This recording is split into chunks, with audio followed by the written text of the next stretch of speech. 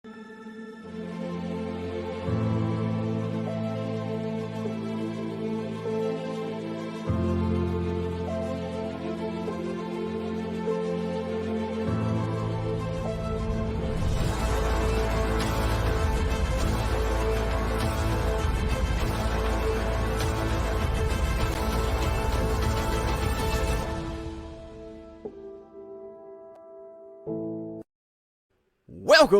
to the Talkin VAWLS Network. My name is Boogie Bentley. It's Tuesday afternoon. We're all sitting around speculating, waiting on the AP Top 25 poll to be released. Look, I ain't got time to wait. I ain't got time to sit around and wait on a bunch of people to vote and tell me who is in the top 25, because the bottom line is we are 4 days away from Tennessee going on the road to take on Pittsburgh in what I'm calling a top 25 matchup. Now, the coaches poll dropped earlier. Tennessee left off the top 25. That's fine. We're going to go settle it on the field. But when I look at this game coming up on Saturday, 3:30 on ABC, I think Tennessee, Pitt, both top 25 teams. So we're going to go ahead and spin it that way. Call it a top 25 matchup.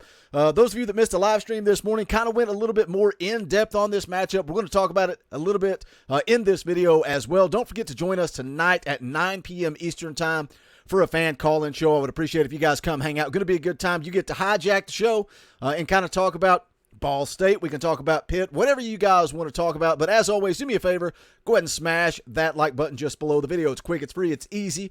I would greatly appreciate it. Also, if you are new to the Talkin VAWLS Network, welcome. We're not experts. We're not insiders. We are fans just like you. So if you enjoy the content, make sure you subscribe. Click that bell for notifications. You won't miss out when we go live or when we drop a video. Let's go ahead and jump into this Tennessee and Pitt game. This is actionnetwork.com, kind of predicting the AP Top 25. And again, by the time this video comes out, the poll may be released. That's the way the internet works. But sometimes people like to come in and say, Boogie, this is old news. Well, we're going to go ahead and speculate a little bit. We're going to go ahead and speculate as I call this a top 25 matchup coming up this weekend. You can see Brett McMurphy's got his top 25 out there. Alabama, Georgia, Ohio State, Miami, and Michigan rounding out his top 5. Something worth noting. Look at the Florida Gators, predicted to be in the top 10. What do you guys think about that? Of course, they beat Utah on Saturday.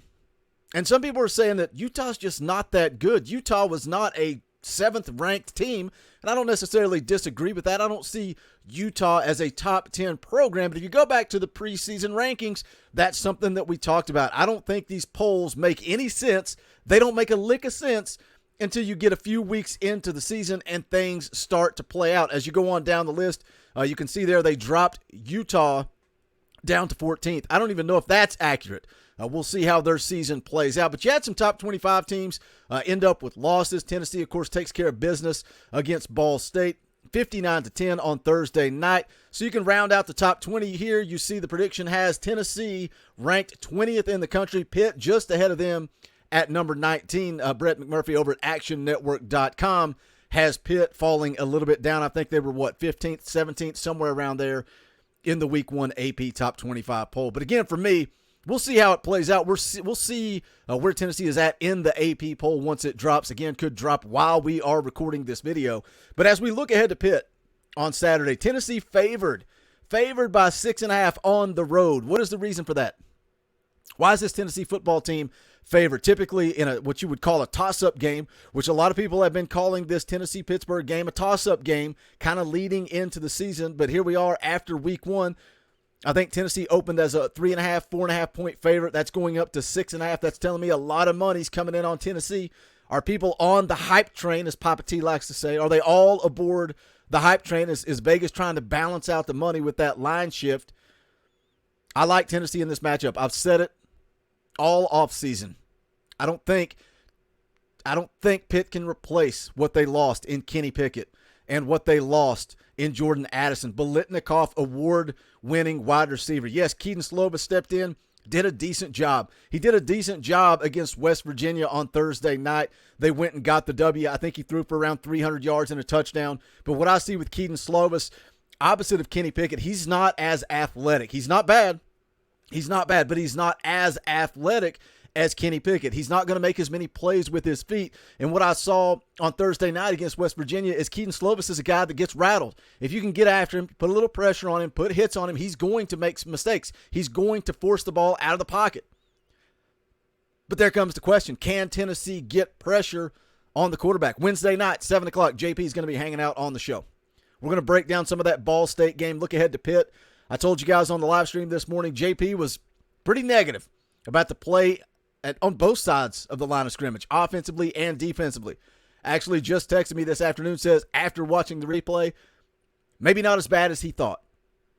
But after Saturday at 3:30 kickoff, we're going to find out if this defensive line has it or not. Because there's not going to be any excuses of a vanilla game plan on defense. There's not going to be any excuses of only bringing the front four. You better get after it. Top 25 matchup, big-time game coming up on Saturday. Some people out there saying it's a must-win game. Is it? I think it might be a must-win if this football team wants to get to 8 or 9 wins in 2022. I think it might be must-win. And if you're going to win this football game, you've got to be able to get after Kedon Slovis. That is the biggest key to this game for me. On the opposite side, Pitt returns all 5 starters on their line of scrimmage. All 5 starters. What kind of pressure is Tennessee going to be able to get? Again, we talk about the line adjustment, the line movement. Rumors of Pitt's offensive tackle being banged up. Rumors of their big stud defensive end. Went down during the West Virginia game. Wrist injury. Now, after the game, saying that he's going to be fine, he's going to play. Is he? We'll find out. This Pitt defense returned 6 all-ACC selections. Last year, a unit that ranked second nationally in sacks, 3.86 per game. Can Tennessee's offensive line step up and get it done? They've got a big stud defensive tackle. Cansey had 7 sacks and 13 tackles for a loss a year ago. Their defensive ends, again, all SEC. Baldonado's the guy I'm talking about. Is he beat up? Is he banged up? Is he going to be healthy, ready to go? He's a guy that had 9 sacks and 12 tackles for loss last year. They returned a lot of other key pieces on that defensive line. But I think a key part of this thing for Tennessee to have success is the Pitt secondary. I don't think the Pitt secondary can keep up with Brew McCoy. I don't think the Pitt secondary can keep up with Cedric Tillman.